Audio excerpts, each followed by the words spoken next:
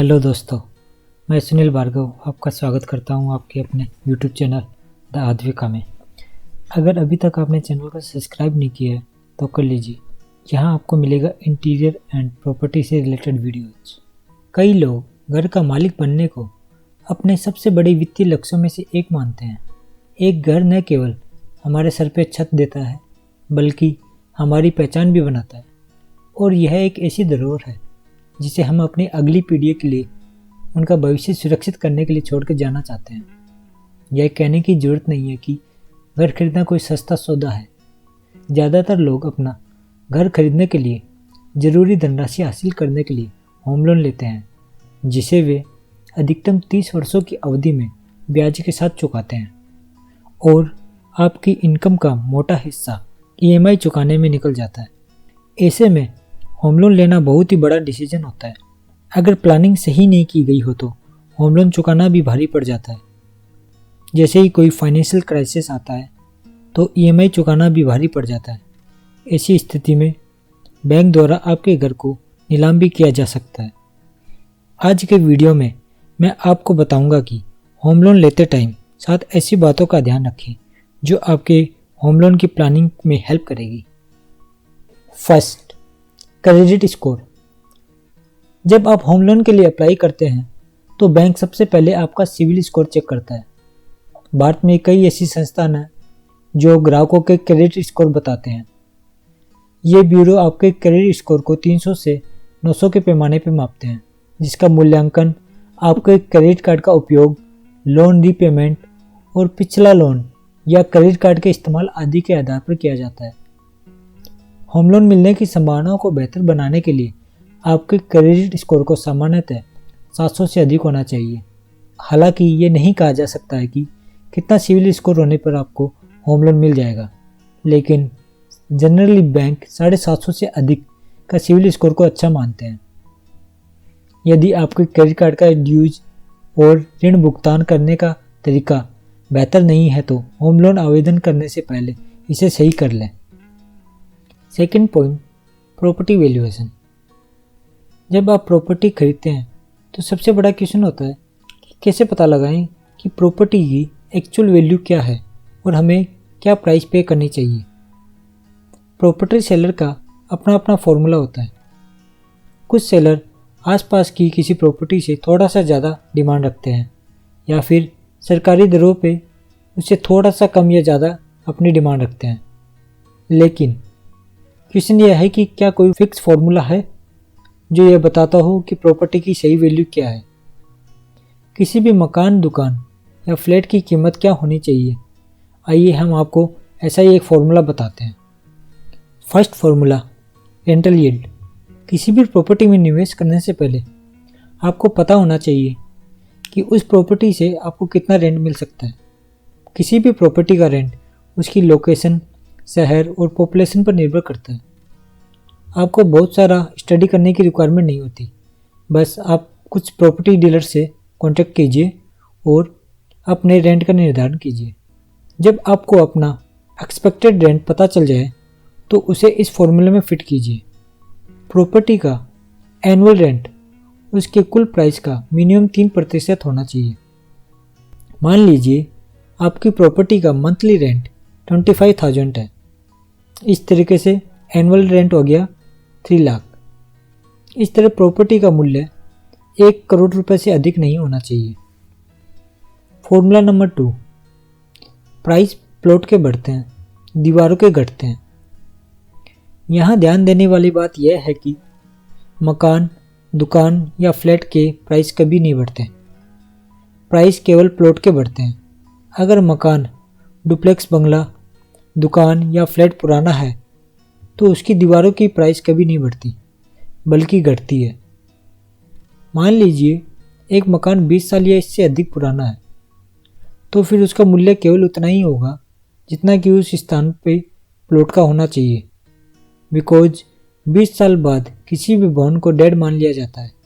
इस तरह जैसे जैसे मकान या दुकान पुराना होता जाता है उसकी दीवार की कीमत भी कम होती जाती है। Next point, expenses of home loan. Home loan के साथ कुछ चार्जेज और फीस भी जुड़ी होती है। जिनमें कुछ हैं login fee, processing fees, document charges, legal charges, stamp charges, valuation charges. इन सब फ़ी एंड चार्जेज को देखा जाए तो ये आपकी लोन वैल्यू के लगभग 1 से 2% तक होती है। अगर आपका लोन अमाउंट 30 लाख का है तो मान सकते हैं 30 से 60 हज़ार के बीच में ये फीस रह सकती है। अगर आप लोन किसी ब्रोकर के थ्रू लेते हैं तो ब्रोकर की ब्रोकरेज अलग से पे करनी होगी। आप अपने बैंक से इन सभी फीस के लिए नेगोशिएट कर सकते हैं। ये फ़ी बैंक टू बैंक वेरी करती है, जिसमें आपका मोटा पैसा सेव हो सकता है। Next point, rate of interest. ये एक ऐसा ध्यान रखने लायक पॉइंट है जो आपके आर्थिक बोझ को कम कर सकता है।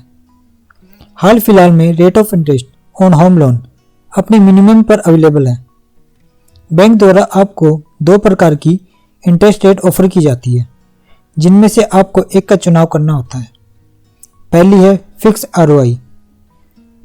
इसमें लोन की ईएमआई पहले से पता चल जाती है, जो लोन की शुरुआत में ही तय किया जा सकता है। अगर इकोनॉमी में इन्फ्लेशन या आरबीआई द्वारा आरओआई में कोई वृद्धि होती है तो भी आप लोन की ईएमआई फिक्स रहती है, लेकिन इंटरेस्ट में हुई कमी का फायदा आपको नहीं मिल पाएगा। दूसरी टाइप की आरओआई है फ्लोटिंग रेट। इसमें मार्केट के हिसाब से इंटरेस्ट रेट में बदलाव आता रहता है। अगर मार्केट में आरओआई बढ़ेगा तो आपकी ईएमआई भी बढ़ जाएगी। अगर आरओआई कम होता है तो ईएमआई भी कम होती है। आपको तय करना होगा कि आपको किस आरओआई का चुनाव करना होगा। फिफ्थ पॉइंट है ईएमआई स्ट्रक्चर। आपको ईएमआई स्ट्रक्चर को अच्छे से समझ लेना चाहिए। ऑनलाइन आपको काफ़ी सारे ईएमआई कैलकुलेटर मिल जाएंगे, जहां आपको स्पष्ट रूप से पता लग जाएगा कि आपको कितनी अमाउंट ईएमआई के रूप में देनी होगी, जिससे आप एक सही फैसला ले सकते हैं कि लोन लेना आपके बजट में है या नहीं। यह आपको प्रॉपर्टी की कॉस्ट से जुड़ी अन्य बातों के बारे में बताता है, जिसमें आप जान पाते हैं कि होम लोन लेने के बाद आपको हर महीने कितनी रकम अलग से निकालनी होगी और आप होम लोन लेने की स्थिति में है या नहीं। बात करते हैं ईएमआई को जानना क्यों जरूरी है।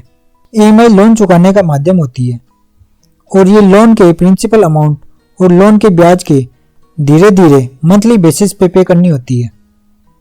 स्क्रीन पर ईएमआई कैलकुलेट करने का फॉर्मूला दिखाया गया है। यहाँ पर आप देख सकते हैं ईएमआई कितना होगा। यह आरओआई एंड लोन के टेनर पर डिपेंड करता है। लोन की अवधि जितनी लंबी होगी आपकी ईएमआई उतनी ही कम होगी। कम टाइम टेनर में ईएमआई का अधिक बोझ होता है, लेकिन इसका फायदा यह होता है कि आपका लोन तेजी से खत्म हो जाता है। अगर आपके पास कैश फ्लो की कमी है तो बैंक आपके लोन की अवधि को बढ़ा सकता है। इसमें आप पर ईएमआई का बोझ कम हो जाएगा, लेकिन लॉन्ग टेन्योर का मतलब यह है कि आपको अपने लोन पर अधिक इंटरेस्ट पे करना होगा। स्क्रीन पर दिखाई गई 2 एग्जाम्पल से आप समझ सकते हैं।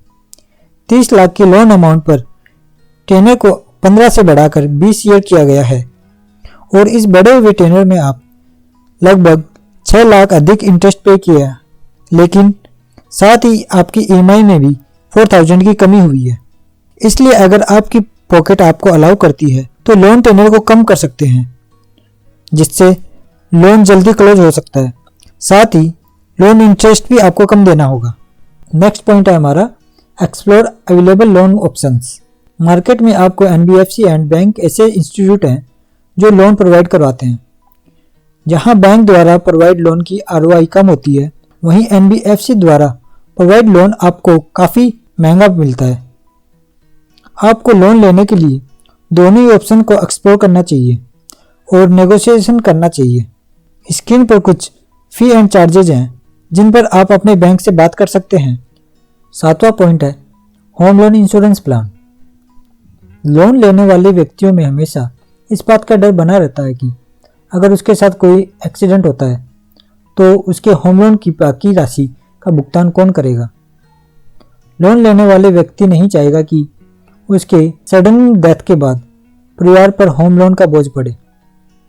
होम लोन की अवधि काफ़ी लंबी होती है, जो कि लगभग अधिकतम 30 साल तक बढ़ सकता है।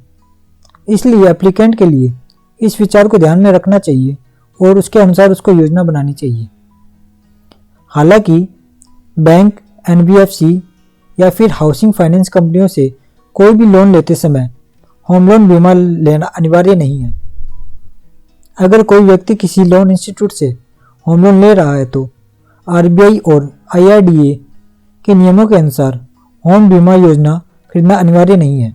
बीमा कंपनियां इंश्योरेंस का प्रीमियम, लोन की रकम, लोन की अवधि, लोन लेने वाले व्यक्ति की आयु और आय को देखकर तय करती है। इंश्योरेंस का कुल प्रीमियम कुल कर्ज की राशि का 2 से 3% होता है। आमतौर पर इस तरह की बीमा पॉलिसी सिंगल प्रीमियम ऑप्शन वाली होती है। दोस्तों, ये थे 7 पॉइंट जो आपको होम लोन लेने से पहले ध्यान रखने चाहिए। अगर आप इन पॉइंट्स को ध्यान में रखोगे तो आपको काफ़ी सारा अमाउंट सेव हो सकता है। अगर आपको वीडियो अच्छा लगा तो please like, share and subscribe the channel.